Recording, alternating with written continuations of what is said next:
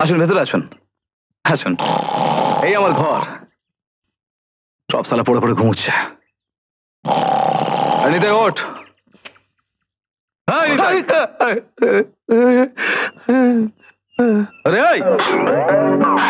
বুঝলেন কি না, এত জায়গা থাকতে তুই ওই জায়গাটা লাথি মারলি কেন? আরে লাথি মারার জন্য ওই জায়গারই সবচেয়ে উত্তম।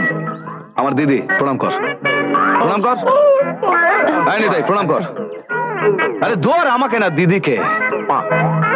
থাক থাক। দিদি আসুন, বসুন। আপনারই ঘর, বসুন।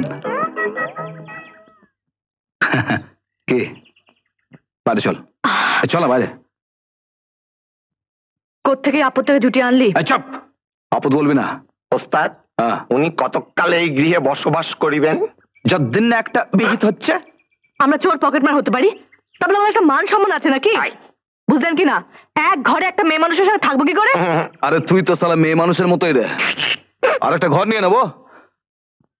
রবি দেখ, ভাইয়ের বাড়িতে বোন এসছে, কিছু খাবার তো দিতে হয়।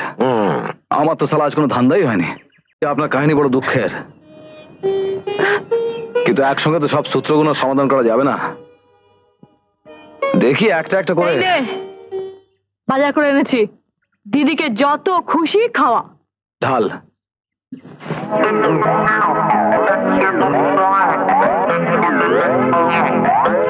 এতগুলো মানি ব্যাগ। এতগুলো মানি ব্যাগ? না দিদি, মানে ওই রবির মামার না মানি ব্যাগ ফ্যাক্টরি আছে। হ্যাঁ ফ্যাক্টরি আছে, ওখান থেকে মাঝে মাঝে নিয়ে এসে না বিক্রি করে। এই নিতাই, তুই দিদিকে রান্না করে সাহায্য কর। হ্যাঁ আয় রবি, আয়।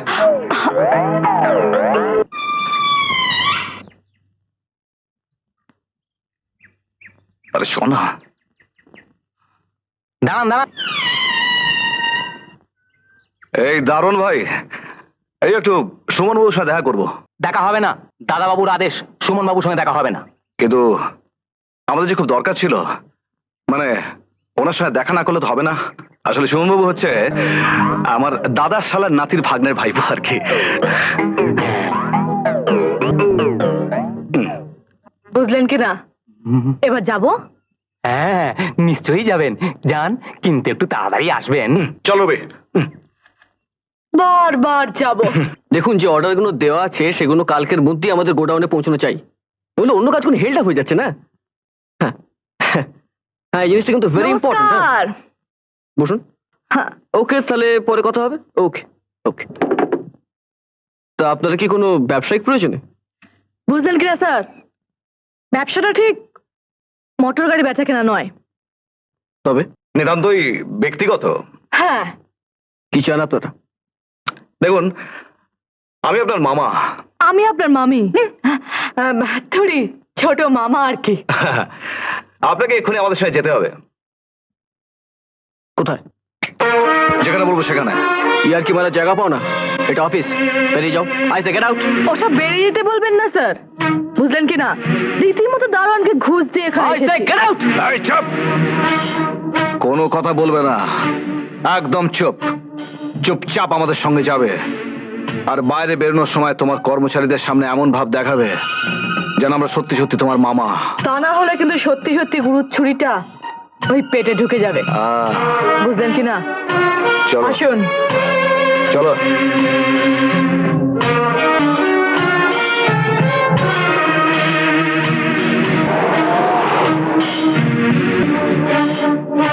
কি সুমন, কোথায় যাচ্ছ? ওদের আমি চিনি না, ওরা ছুরির ভয় দেখে আমায় নিয়ে যাচ্ছে। হোয়াট? এখানে এসে গুন্ডামি? একটি কথা নয়, তাহলে পৃথিবীর মা আপনাকে ত্যাগ করতে হবে। তোমরা সুমনকে কোথায় নিয়ে যাবে? বুঝলেন কি না, ওর জন্য ওর মা সব সময় কাঁদে। হ্যাঁ। তোমরা কি চাও যে তোমাদের সামান্য জেদের জন্য সুমনের জীবনটা নষ্ট হয়ে যাক? সন্তানের ভালো মন্দের চিন্তা তার মা বাবারই করা উচিত। কিন্তু মা বাবার এটাও চিন্তা করা উচিত কি করে সন্তান ভালো থাকে, সুখে থাকে। অভাবের মধ্যে টেনে নিয়ে গিয়ে শুধু চোখের জল দিয়ে সন্তানের ভালো করা যায় না। আমি ওদের টাকা দেবো, যা চায় তাই দেবো। তুমি সুমনের মাকে গিয়ে বলো যে আমি সুমনকে জীবনে প্রতিষ্ঠিত করতে চাই, ওকে মানুষের মতো মানুষ করে গড়ে তুলতে চাই। মানুষ করে গড়ে তোলার জন্য আমাদের দেশে অনেক বাপ মাহারা সন্তান অনাথ আশ্রমে আছে, তাদের মধ্যে কাউকে এনে মানুষ করলেই হয়। আমার মেয়ে সুমনকে ভালোবাসে। আমার স্ত্রী ওর মধ্যে তার হারানো ছেলেকে খুঁজে পেয়েছে। হারানো ছেলে? হ্যাঁ, আমার ছেলে ছোটবেলায় মেলায় হারিয়ে যায়। আমরা আজও তাকে খুঁজে পাইনি। সে বেঁচে থাকে, আজ তোমারই মতো বড় হতো। তুমি আমার ছেলেরই মতো। তোমাদের আমি অনুরোধ করছি, সুমনকে তোমরা নিয়ে যাও না।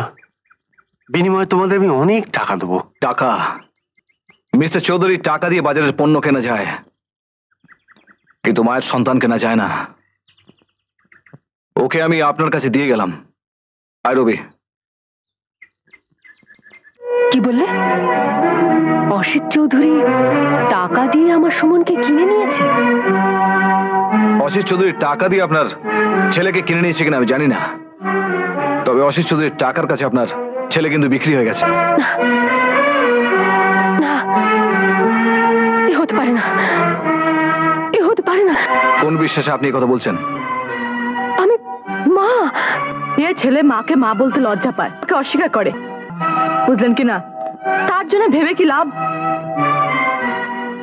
মায়ের কাছে সন্তানের মূল্য টাকার অঙ্ক দিয়ে হয় না ভাই। ও যদি ভুল করে কিছু অন্যায় করেই থাকে, তা ক্ষমা করতে না পারলে আমি বা কিসের মা হলাম? আমাকে আমাকে জেলখানায় আমার স্বামীর কাছে একবার নিয়ে চলো ভাই। জেলখানা কয়েদিদের সঙ্গে যখন তখন দেখা করা যায় না, বুঝলেন কি না?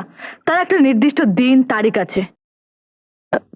শুনেছি আগে থেকে খবর দিলে নাকি দেখা করা যায়। হ্যাঁ, আমি বলে 3 বার।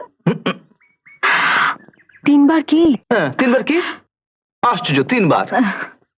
না আসলে ও যে আগে তো 3 বার জেলে গেছে।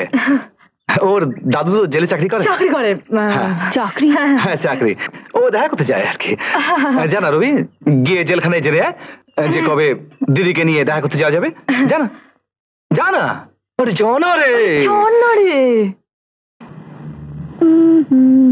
এই দাঁড়া দাঁড়া দাঁড়া, আরে বাস বাস বাস, আরে বাস দাঁড়াও।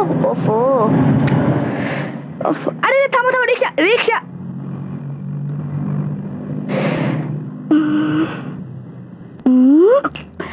আজ তাহলে গাড়িতেই যাব।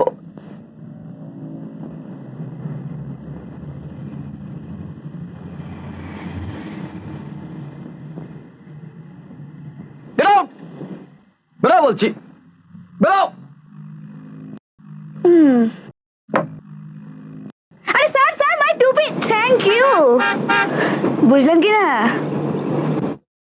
রেখা, রেখা, রেখা, আমার কথা শোনো রেখা। তুমি একটা ভণ্ড প্রতারক। তুমি সত্যি করে বলো, কি তোমার পরিচয়? কে তুমি? যখন তোমার জানার প্রয়োজন ছিল তখন তুমি কিচ্ছু জানতে চাওনি। আজ আর তা জেনে কি লাভ? তবু আমি জানতে চাই তুমি কে। একজন ধনী ব্যবসায়ী ছেলে, বর্তমানে চৌধুরী মোটরসের ম্যানেজিং ডিরেক্টর।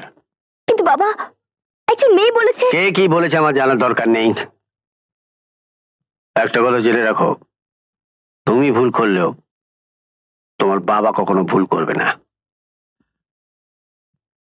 তোমার মার ওষুধ খাওয়ার সময় হয়েছে, যাও। আপনার সঙ্গে আমার কিছু কথা ছিল। এতদিন যখন সাহস করে বলতে পারোনি, এখন আর নাই বা বললে? আমার আমার বাবা বোধহয় ছেলে। তোমার বাবা নয়, ফালাকাটার একজন চোর জেলে।